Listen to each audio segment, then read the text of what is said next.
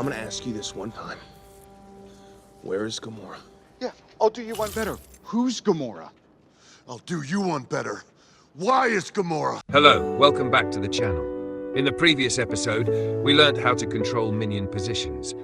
Understanding how to manipulate minion waves can make or break your lane and overall game strategy. In this guide, we cover the key benefits, risks, and scenarios of minion control to help you dominate your lane while staying aware of the greater team dynamics. Remember, regardless of which kind of minion control you are using, the ultimate end goal is always to deny opponents. Key here is opponents, plural form, minions and farm. The value of minion control. 1. Dominate your lane. Effective minion control lets you out-level and out-farm your opponent, giving you a solo advantage. This enables aggressive plays like tower dives or roaming to gank other lanes. However, since this is a 5v5 game, your focus must extend beyond your lane to the actions of opponents and the needs of teammates. The risks of minion control. 1. Elements to consider. Freezing waves in specific areas is valuable, either near your tower for safety or near theirs for pressure. But the entire enemy and team situation must be accounted for, or you risk being ganked or putting your team in danger. Zoning and tower diving might seem satisfying, but every action can also backfire based on how the other 9 players react. Key scenarios and why Gamora. I mean whether and where to put your minions or yourself.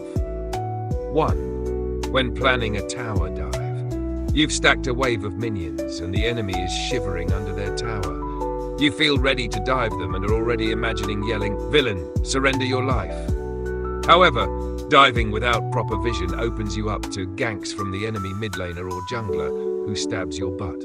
Before diving, ensure map awareness, look for missing enemies and secure your safety. For every aggressive tower diver, they must also be equally defensive in map awareness. 2.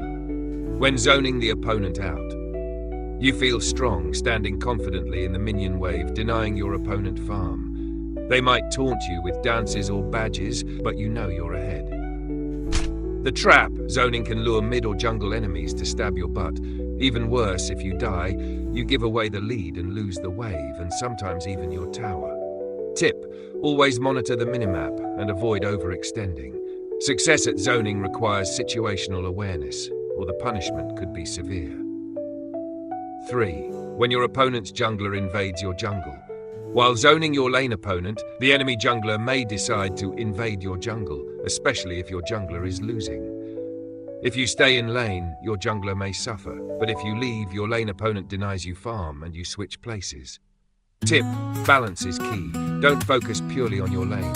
Sometimes sacrificing your farm to help the team leads to better results. But if your jungler is a newbie, maybe leave him be.